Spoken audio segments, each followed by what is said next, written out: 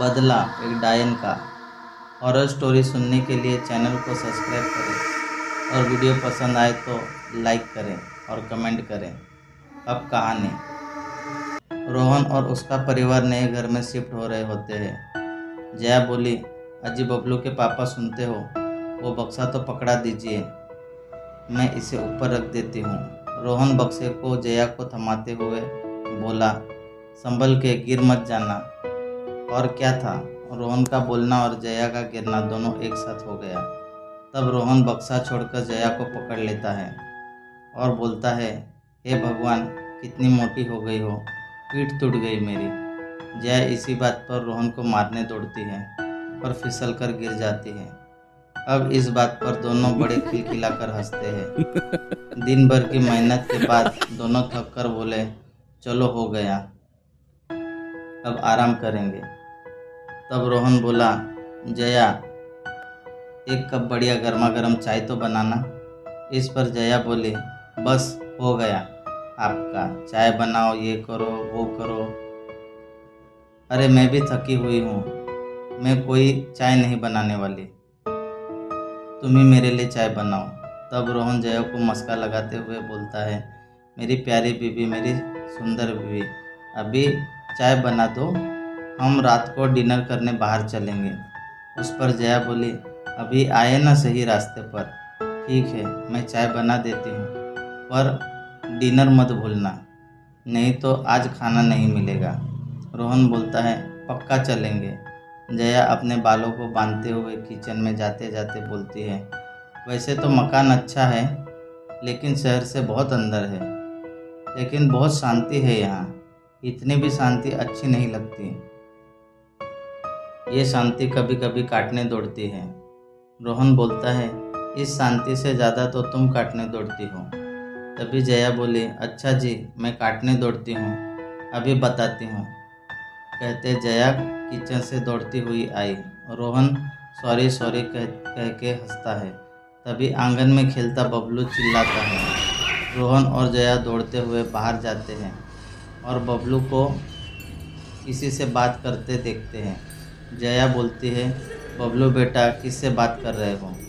बबलू बोलता है, ये क्या आपके सामने खड़ा है, मैंने इससे कितनी बार कहा मेरी चीज़ों को हाथ मत लगाना, लेकिन ये तो सुनता ही नहीं। जया और रोहन दोनों एक दूसरे का मुंह ताकते हैं और कुछ समझ नहीं पाते हैं।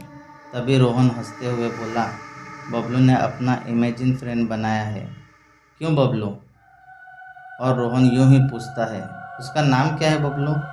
तब बबलू उससे पूछता है, ए तेरा नाम क्या है? थोड़ी देर खामोश रहकर कुछ सुनने जैसा करता है और रोहन की तरफ देखकर बोलता है, पापा। वो बोलता है उसका नाम यश है। रोहन बोलता है, हाय यश, हाउ आर यू?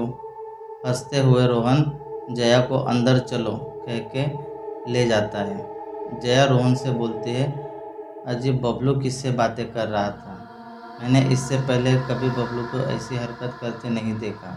रोहन बोला, अरे तुम भी ना, उसे खेलने दो, चलो चाय बन गई क्या? जया बोली, नहीं, बनाती हूँ। अब जया चिंता में पड़ गई कि बबलू किससे बातें कर रहा था। चाय उबल जाती है और गिरने लगती है। रोहन किचन में आता है, अरे जया, क्या सोच रही हो, चाय उबल कर गिर रही है, और गैस बंद करता है। कुछ देर के बाद जया बबलू को सोने के लिए बुलाती है। चलो बबलू, बहुत खेल लिए, अब आके सो जाओ। बबलू दरवाजे से किसी को बाय कर रहा था। जया बोली, कौन है वहाँ बबलू? तो बबलू बोला, मैंने तुम्हें बताया ना, मेरा दोस्त है यश, बाय, फिर मिलते हैं। ऐसा बोल के बबलू अंदर आ जाता है। मम्मा, यश बोलता है, वो भी इसी घर में रहता है, लेकिन वो आंगन में ही सोता है और उसकी मम्मा उस पेड़ के ऊपर रहती है।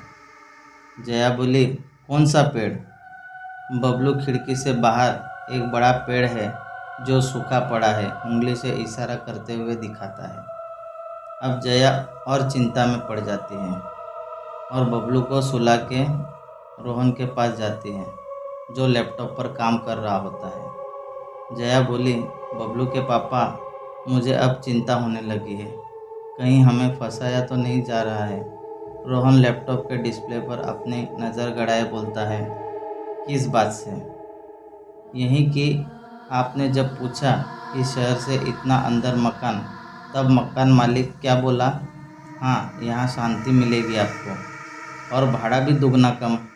ऐसा क्यों? रोहन बोला, तुम्हें क्या लगता है? जया बोली, पता नहीं, लेकिन कुछ तो छुपाया जा रहा है। हम ग्रह शांति करवा करवा ले क्या? हम नए घर में आए हैं, पूजा पाठ तो होना चाहिए। रोहन बोला, ठीक है, जैसा तुम कहो। जया फ़ोन पर अपनी माँ से बोलती है, माँ, अपने घर के पुरोहित से बात करो ना, ग्रह शांति करानी है। सामने से माँ ने पूछा, क्यों, क्या हुआ? नहीं, यूं ही, नए घर में आए हैं, घर में कुछ अपशकुन होगा तो टल जाएगा, कह के जया ने माँ को सारी बातें बता दी। माँ बोली, ठीक है, अपने घर के पुराने पुरोहित को कल ही भेज देती हूँ। वो घर के अंदर की जो भी बुरी चीज़ें हैं उसे बांध देंगे। जया बोली, ठीक है माँ, मैं फ़ोन रखती हूँ। ये सारी बातें रोहन पीछे खड़ा सुन रहा था। रोहन बोला, जया, तुम खामोखा परेशान हो रही हो। तुम सोचती हो वैसा कुछ नहीं है, तो बताओ बबलू किससे बातें कर रहा था? जया ने पलंग पर रखा तौलिए को उठाते हुए रोहन से पूछा और नहाने के लिए बाथरूम चले गए। रोहन निशब्द होके सुनता रहा। उसके पास इस बात का कोई जवाब नहीं था। अब जया तौलिए से बाथरूम के शीशे पर लगी ओस को पोंछते पोंछते मन ही मन में बड़बड़ाती है, कोई चिंता नहीं, उनको सोचना ही नहीं, जानबूझकर नासमझ बनते हैं। तभी उस बाथरूम के शीशे में एक नन्हा बालक दिखता है, जो लगभग बबलू की उम्र का होता है। जया तुरंत पीछे मुड़कर देखती है तो कोई नहीं दिखता। अब जया काफ़ी डर जाती है और मन ही मन में सोचने लगती है कि वो कोई वहम नहीं था, सच में कोई बच्चा ही था। उसके बाद में जया उसी बात को सोचते बाथ टब में आंखें मूंद कर बैठी हुई थी। तब बाथ टब में पानी में कुछ गिरने की आवाज़ आई। जया तुरंत आंखें खोलकर आवाज़ की ओर देखने लगी, जहाँ से वह आई थी। पानी अब भी हिल रहा था। जया ने पानी में हाथ डाला और ढूंढने लगी कि क्या चीज़ गिरी थी। अब किसी ने पानी में जया का हाथ पकड़ लिया। अब जया जोर जोर से चीखने लगी। तभी रोहन दौड़ते हुए बाथरूम में आया और जया को बाथ टब में ही हाथ पकड़कर खड़ा कर दिया। अब सांसें फुलाता रोहन जया की ओर सवालों भरी नज़रों से देखने लगा। जया रोते हुए रोहन को बताने की कोशिश करती है कि किसी ने सच में उसका हाथ पकड़ा था। रोहन जया को बोला, जया जया जया, तुम्हें कुछ वहम हो गया है। जब से बबलू ने अपने इमेजिन फ्रेंड से तुम्हें मिलाया है, तब से तुम्हें वहम हो गया है कि इस घर में भूत है। मैं कब से तुम्हारा ध्यान इससे हटाने की कोशिश कर रहा हूँ, लेकिन तुम हो कि इससे दूर होना ही नहीं चाहती। जया भी गुस्सा जाती है और बोलती है, आप सब जानते हो कि सच क्या है, लेकिन आप गौर नहीं करना चाहते। तो क्या करूं मैं? भूत को ढूंढूं जो इस घर में नहीं है, जिसे तुम जबरदस्ती लाना चाह रही हो? रोहन भी गुस्साता है। जया अब रोते हुए कहती है कि तुमसे तो बात करना ही बेकार है, और तौलिया लपेटकर बाथरूम से बेडरूम चले जाती है और पलंग पर लेटे लेटे रोती है। रोहन गुस्सा शांत करते हुए जया को मनाने बेडरूम में आ जाता है। जया, ओ जया, सॉरी, मैं कुछ ज़्यादा ही गुस्सा कर गया, अब माफ़ भी कर दो यार। जया कुछ नहीं बोलती, थोड़ी देर खामोश रहती है और बोलती है कि बबलू के पापा, सच में किसी ने मेरा टब में हाथ पकड़ा था। रोहन जया को गले से लगाता है और चिंता जताते हुए उसके सर से हाथ घुमाता है। और जया के इस बात का कोई जवाब नहीं देता। शाम होती होती है।